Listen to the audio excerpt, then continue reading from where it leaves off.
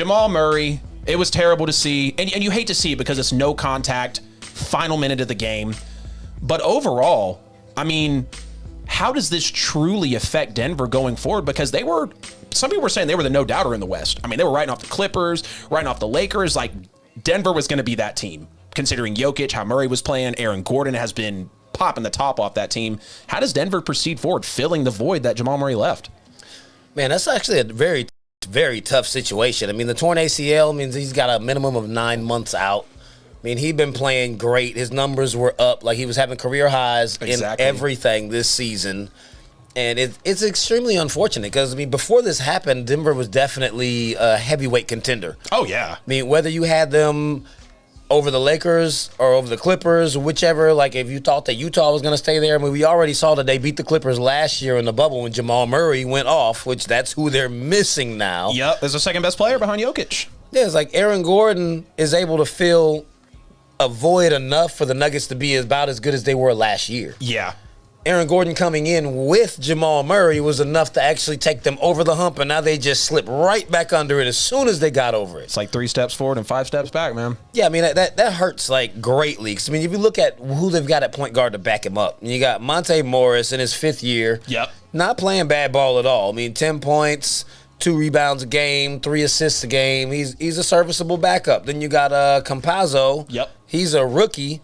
I mean, he's not getting that many minutes. I mean, his points and rebounds, they don't really look like anything. They give you good minutes, but they're going to have to figure out who is going to be able to pick up their scoring and who they can bring in to actually facilitate this. Yep. I mean, you need more, like way more out of Michael Porter Jr. You're going to need Aaron Gordon to actually step up into the same form he was when he was out there in Orlando.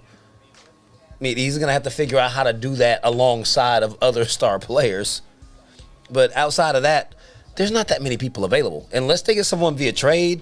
I mean, you've got, like, Shabazz Napier out there. God, do I remember that name from UConn. They could sign Isaiah Thomas. He didn't get re-signed off his 10-day contract with the Pelicans. Right. I mean, he's definitely a spark. We're not comparing him to Jamal Murray, but when we're looking at trying to fill a void, he's definitely a reliable piece. Right. And he's available. Mm-hmm. I mean, you could even bring in Emmanuel Mudiay or even I don't know if Jamal Crawford would fix what this void is because he's still definitely a 6-man type of guy. But easily. There's still, I mean, there are options, but I don't think any of these options are enough to justify still having Denver in title contention. I mean, Vegas tells you the whole story. Their odds went from 16-1 to plus 3,000. Yeah, dude. Ain't happening. Right. It absolutely showed in the numbers, too. And you hated to see this, like, when I originally brought the topic in, you hated to see it non-contact. You kind of wonder if he should have even been in the game at that point because it was the final minute of the game. But overall, it's tough to see because they just lost their second best player. And I feel like the reason, like you said, the reason the Nuggets were getting so good, like Murray and Jokic were already extremely well. Jokic is, I mean, he might be the best player in the NBA right now, honestly. Jokic is absolutely balling out. I know LeBron's hurt, possible. AD.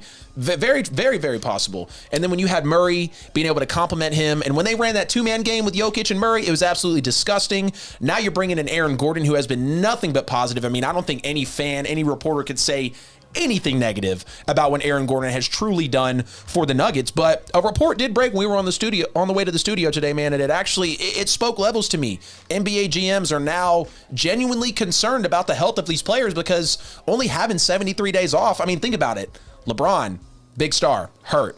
AD, big star, hurt. Now you got Jamal Murray, up and coming star, hurt, and you're thinking about the bumper that these guys are having to push up against. And I mean, these guys are still human at the end of the day. Like, they can be freaks of nature and they can be super crazy athletes, but at the end, we're still all skin and bones. Like, we got the same thing going on. We still need the rest and we still need the time to recover so we can still be effective. So seeing that out of Murray, it's really tough. And you were mentioning, Morris and Campazzo, they can fill in and they'll still make Denver a tough out, but overall, they're not going to be Jamal Murray. Like you said, bringing in Aaron Gordon got them over that hump, but losing Murray, I mean, you can maybe even say they're lower than they were last year because he's the second best player on the team. Yeah. Like, Jamal Murray was really discovered in the bubble last year. He showed that he can put up 30, 40 plus if he needs to beat a team. He can be an elite scorer. He can run that 2-man offense with Jokic. And overall, these guys were surging. They were up and coming, and you hate to see it because this team was really, you felt like they were right there. and they're just trying to get over it, but now they're immediately scaled back.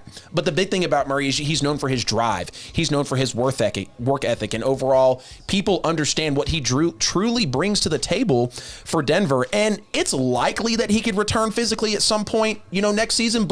And I know you said the 9 months, but realistically, like when an athlete tears an ACL, it usually takes them about a year, maybe a year and a half, 18 months to truly trust their body, quit favoring the limb, and just say, hey, I've got my game, I've got my juice back to get back on the court and be effective. Because that's a lot of thing about injuries is you can physically feel great, but if you're not mentally confident or even physically confident, like you're not going to be able to step out there, And that's a big thing is Murray going to take enough time? Because you've seen stars before in the league where they go through these injuries and you don't feel like they take enough time to recover. And you don't want to see that out of Jamal Murray because he is an up-and-coming star in this league, and that would be a huge blow for Denver. Like, you already know they're banking for the next few years, but speaking of the next few years as well, they're going to have a decision to make because Aaron Gordon, they're going to have to decide, hey, do we want to keep him? Do we want to pay him? Or are we going to let him walk? And on the flip side, does Aaron Gordon want to stay? I think it would be smart for Aaron Gordon to stay. I think this is potentially a new height of his career. We mentioned a couple weeks ago on the show the way he's been able to transcend, build the jump shot. And then you've also got Porter Jr. His extension is going to be up. So when you're looking at the summer of 2022 for the Nuggets, it starts to get a little hazy. Like, you're starting to wonder, okay, they're going to be up against the luxury tax. They're going to be working with really tight money.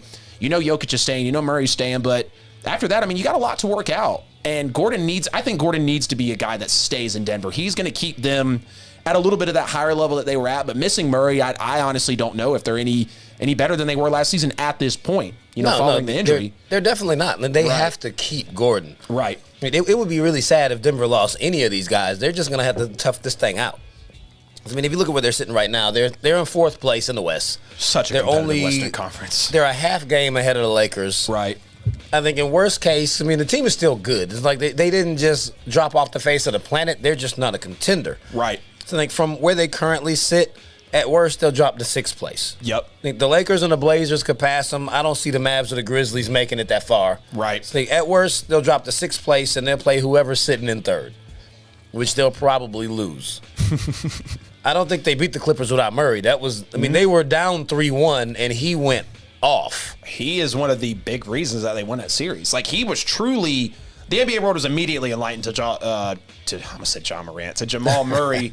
As soon as that bubble happened, it's a huge loss for them. And I don't want this to be an instance to where this happens to Denver and then they just disappear off the map after this year because they're trying. Look at Golden State. I know they had Curry and Clay got hurt, but this is Murray, who is your second best player. Like, barring another injury, you're kind of wondering, like, where would Denver be in the coming seasons? Because these guys got to recover. They got to get back on the court. And if you don't have your best players, you're not going to make a run. Lakers, Clippers, Suns are turning up. You got the Jazz. The West is extremely competitive. And I think more than anything, with the Jamal Murray injury, it immediately blows the West right back wide open. Like when you had LeBron and AD going, I was like, okay, now we're kind of open. Jamal Murray out, boom. It's all up for grabs again. Like, yeah, you've got the Jazz and you've got the Suns playing very well.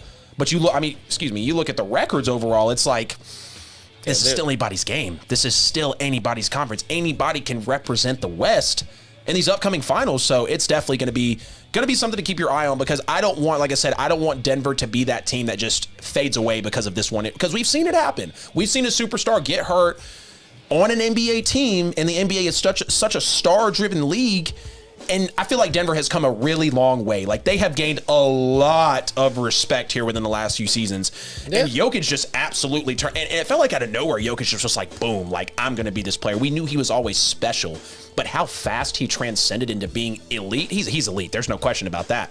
How quickly he was able to get there, they earned the respect a lot, and I want to see them be able to keep that because I'm a big fan of what Denver's trying to build right now, and I don't want to see that diminish, especially when they're just now starting to really get the foundation of it going, And they pretty much have a young team. So, if they can keep them together, then it should be good. 9 months sounds like that's kind of progressive, but the way that they're actually able to treat things now, like, it's getting a little different. Right. You saw Russell Westbrook had an ACL, and have you seen Russell Westbrook since then? Exactly. That was before all the triple-double averaging seasons. Yep. He's back to the same explosive guy. They like bionically constructed him. Yeah, it's like, like if you go back like maybe 10 years or so, then you would think that like, yeah, Adrian Peterson's probably the only story where you can remember someone coming back from an ACL and still being as explosive as they were, but I don't think that's the case anymore. Right.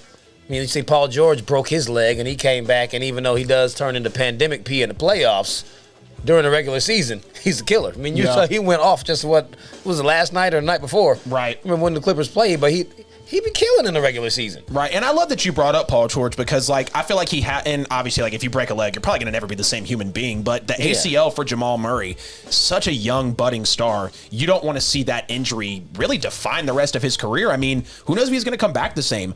Who knows what type of player he's going to be? Is he going to be as confident? Can he still run the offense? Because that's a very heavy workload being the point guard of an NBA team. Like, you are the general.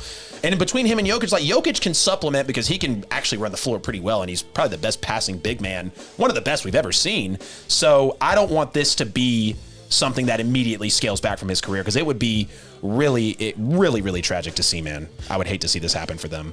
Yeah, man, I think he's got a legit shot at making his way back, like at least as close to form as what he can, just for the mere fact that he's a shooter. Right. Like, if your whole game was based off of athleticism, then it's really tough, because that's what you rely on. Right. He was a good shooter in the first place, so when he comes back, the shot's not going anywhere. Right. I mean, it's surprising that Westbrook was able to do it, because he's not a shooter. Exactly. And he was able to come back and still do dirt.